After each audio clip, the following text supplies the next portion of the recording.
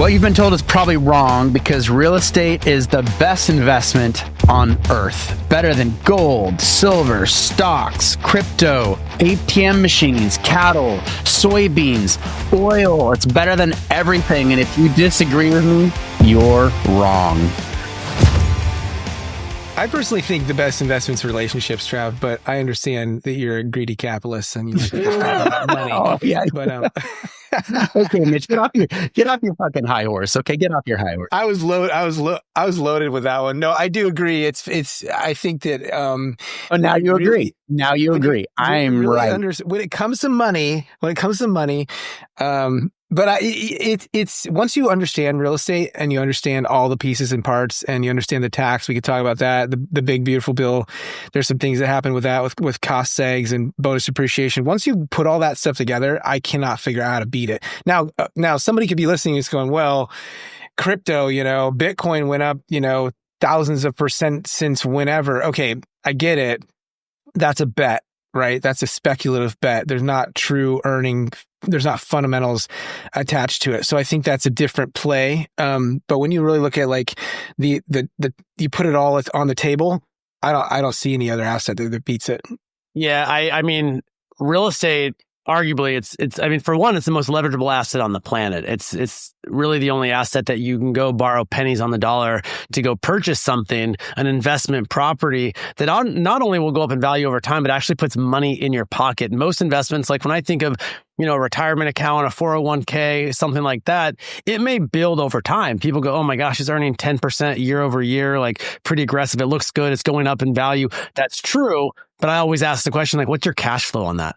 How much cash flow is that kicking off? Well, none. But when I'm 174, it'll be like millions of dollars. And it's like, well, like you're eating food and you don't go to the gym, like you're going to be dead at 55. You're never going to actualize, those returns. Right. And so like with real estate, I think the advantage is, I got my start buying a lot of investment properties, no money down, seller financing, but the criteria was it had to put cash flow in my pocket every month. And so like I could live off of that cash flow eventually, right? Eventually, as I stacked properties, I'm living off that cash flow. My return was infinite, right? Or if you're putting money down, let's say you even get a traditional bank type loan, you go in, put 10% down, 20% down, you're buying a property. And this is like even just typical, like a bank financing, like nothing creative. You go buy a property, you have the potential of not only that property going up in value over time and equity, but you actually can have cash flow off that rental property, puts money in your pocket every single month, month after month, year after year. And over a long period of time, that cash flow increases and the value of that property increases. I don't know any other asset that you can borrow pennies on the dollar. Well, I go back to when I was just getting started and we're all taught, right? Get a job, invest in your 401k, get a Roth. And I remember thinking that was the prudent thing to do. In fact, my mom's boyfriend was like, you got to do this. You got to do this. You got to do this. Funny thing, I'm like, and then I had an uncle that said, I didn't know what the hell I was doing. He's like, just buy a house. Buy a house. And I got a zero money down loan because I was a vet, but you can still get FHA loans with like 3 to 4% down. I didn't know what the hell I was doing. I bought a house and rented out some rooms to my buddies. And I started doing the other stuff, the Roth and stuff. The other stuff never did shit. That house in 5 years appreciated $50,000. That I couldn't have saved $50,000. And funny, my mom's boyfriend, the guy that told me to go do the Roth and do the things, he actually made his millions in real estate. And the stocks that he bought went to shit in the '08 crash when the stock market crashed and he lost everything. Luckily, he owned a bunch of rental properties. And I can't think of a better investment than real estate because I just sat and my roommates were paying my mortgage. I just sat in that house. We had a good time. Back in the day, we'd drink 40s of Old E or whatever the hell we did. And my real estate grew. And then I had $50,000. There's no way I could have said that. And then I took that $50,000 and I leveraged against it, bought another property and another and another.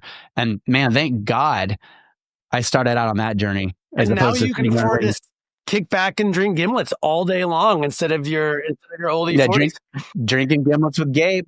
Gimlets with Gabe. Ooh, we should do that. Gimlets with Gabe. Gimlets with Gabe. I haven't had a gimlet since I don't know whenever I was with you guys last. Always with us. You guys are bad influences. Like buy real estate and drink gimlets. You need more bad influences, Gabe. Look at you. You're too perfect. You need bad influences. Hang out with. I don't know about that. But here's a problem I have with retirement accounts. Right, like they're literally set up to pay you someday in the future.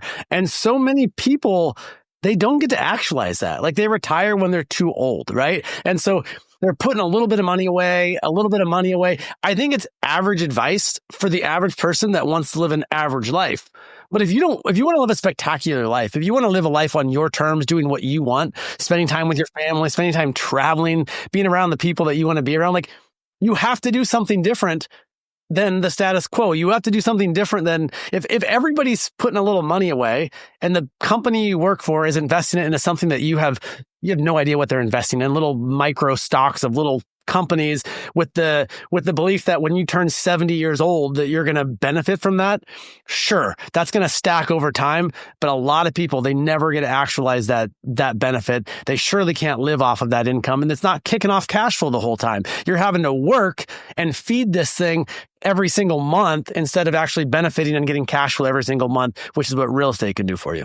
Well, I think most people have been taught that investment is something you put your money into and you park it and it dies. You just go, oh, I invested in it. I invested in my stock, and then someday I'll touch it. I think that that's dead money. Or your house, your home is another example, right? A lot of people have a lot of wealth in their home, but it's like dead. It's like not doing anything.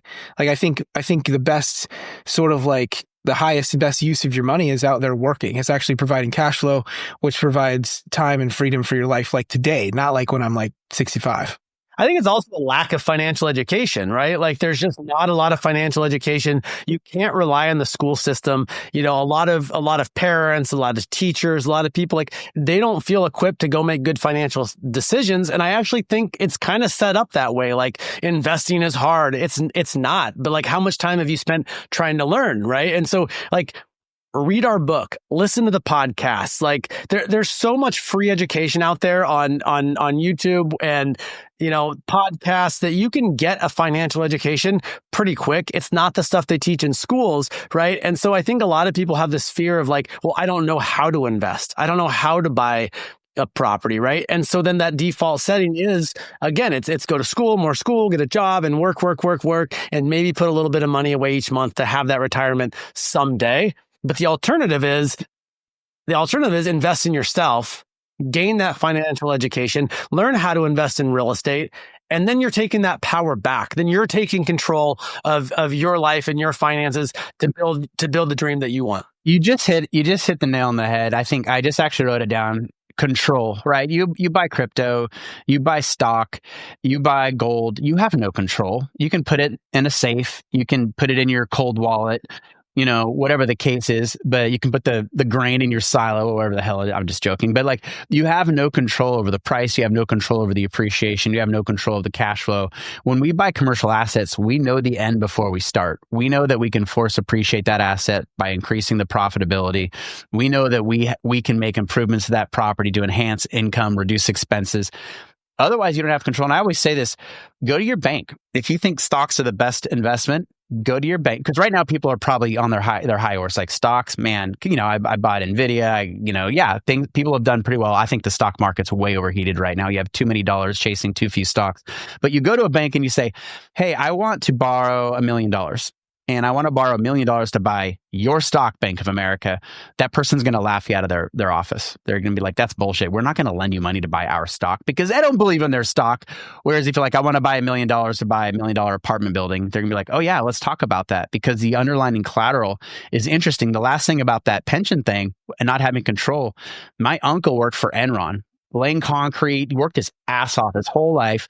And then he was getting ready to retire. 2008 hit and he was absolutely screwed. He had to work like another decade, like broken body, working another decade. Because, so sad. Yeah, well, he had no control because you don't know what's happening behind closed doors of these corporations with these boards. I saw it when I was in the tech world, growing my tech company.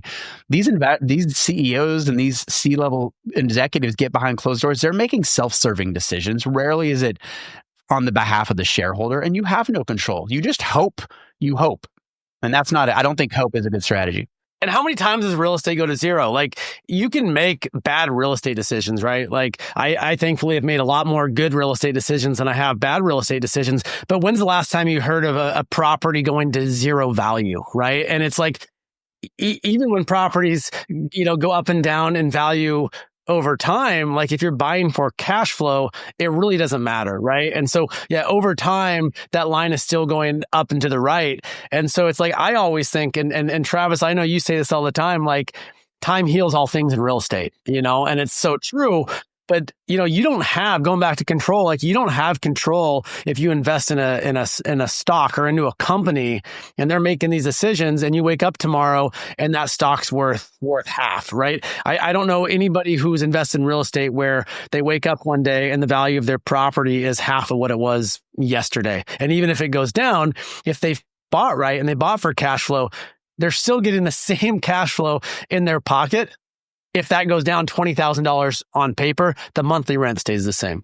Well, it's interesting too, because and this is just back to financial education overall, be careful who you follow as well, because you got a bunch of lightweights like Dave Ramsey out there preaching one way, but he's not living it. Dave likes to help people be average or a little bit above average, but Dave doesn't tell you what he's doing. Dave built a business. Dave invests. Okay. You know that's true. You want to know what else about Dave Ramsey? He owns $600 million worth of real estate. $600 million. Mic drop. Bingo. So what Dave teaches you, what he says and what he does are two different things. And I learned that a while ago. Be careful. Make sure those two things match. Okay. If they don't match, then watch what they do. Because Dave's not rich because he stopped buying coffee. You know what I'm saying? Like, that's not why he's rich. There's 1,000,001 different ways to grow your wealth. There's a lot of different ways to grow cash flow. But again, real estate, I always call it the great equalizer. Man, you can leverage it. You can not only leverage money from banks, you can partner with people that have capital. A lot of times people that want to invest with you in real estate, we teach people how to become thought leaders in our mastermind and how to invest alongside people with capital.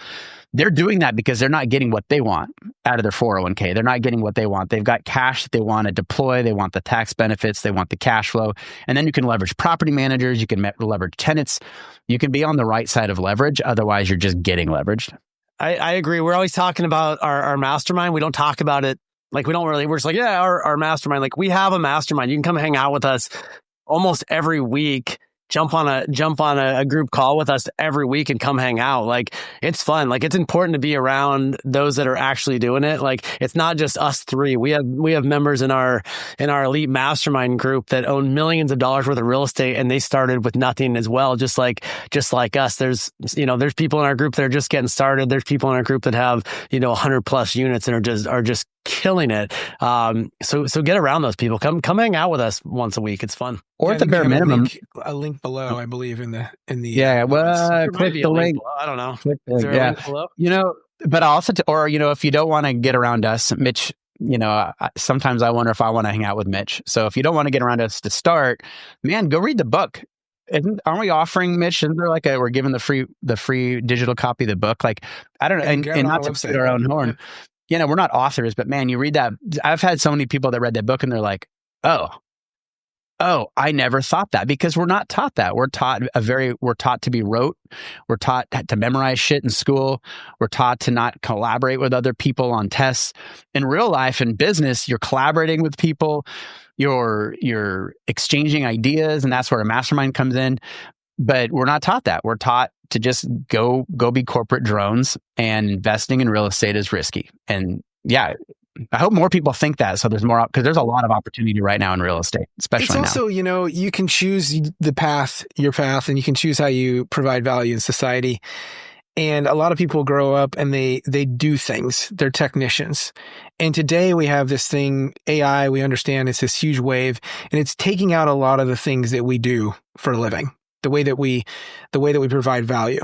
And so if you're listening to this, whatever job you're in, I'd be trying to understand the effects of AI, but also realizing that the people that are going to win long-term are people that go solve problems, not the people that are technicians. The technician is getting taken out. The accountant, the bookkeeper, the HR, the whatever that is, those are all technicians. And I'm not trying to discount those jobs. You've probably done great work for many years, but it's problem solvers. So in real estate, what we do is we find big problems and we go solve them. And because of that, we win. So we find a big property that's a huge issue. The landlord, didn't fix things. There's sewage, standing sewage on the ground. The roads are broken. broken. The tenants are frustrated. We find that problem. We get it at one of my properties right now. Yeah. Well, we've seen it many times, but we find that problem. And in the end, we put together all the pieces of the puzzle to fix it. And that's what we talk about in our book, is how to put all those together. And because of that, we go win. And because of that, we are able to create a lot of value for all stakeholders, ourselves, investors, tenants, right? The community. And so I think reframing your mind, do you want to go do things that could be threatened by, say, AI or technology, or do you want to look in the economy and go solve things? Well, yeah, I don't think people, regardless of, if you plug into the matrix and you've got driverless cars and you've got AI and you got all this shit, you still need a place to live until the robots and AI kills us all. Then that's a different story. But boy, Travis is back to AI. The robots, they all need, but the robots need a place to live. They're good, right? Robots maybe need a place to live. But look, here, one more argument, why I get excited about real estate and why I think it's the best investment on the planet. I think of, we talk about building wealth, but when you build wealth through cash flow real estate, I think the key word is cash flow. Retirement accounts can go up in value. They usually do. Stock market can go up in value. Individual stocks can go up in value. Gold, silver have gone up in value tremendously. Bitcoin and cryptocurrencies have gone up in value tremendously. But most of those things don't put money in your pocket every single month. So when you build wealth through cash flow real estate, the key word there is cash flow. So imagine you're investing in something that's going up in value and just spitting off money that you can live on, that you can travel with, that you can have. It buys you freedom. It buys you time. It buys you the life you want. I invest in other things. I used to have a bunch of Bitcoin. I wish I still had it. I sold it when it was worth nothing. It's like when I hear about my friends' Bitcoin holdings, I'm like, it drives me nuts because I had a bunch and I sold it before it was worth anything. But I'm like, hey man, maybe it's just because I'm trying to make myself feel better. Cash flow, does that kick off? You've had a good time along the way because what are they? They've got Bitcoin. It's sitting in a wallet. It doesn't. That's great. It looks good on a screen, but it's not doing shit for you in the meantime. And you hit the nail on the head, Gabe, where you talked about in real estate, you get to benefit from you get to benefit from real estate in the long run, which is what it's maybe a 401k or a stock portfolio or crypto. Someday you can benefit from that, but you're certainly not benefiting from it today. It feels good when you go to bed at night. You hope it doesn't go down. You have no control over it. But real estate, you get to actually enjoy the fruits of your labor now because it's cash flow and preferably passive income, which we talk about. There's certainly a difference between active and passive. People that are flipping houses, people are speculating. That's buying a job. That's active, but you're benefiting from it now and you benefit it from later down the road. That's the freedom piece of real estate.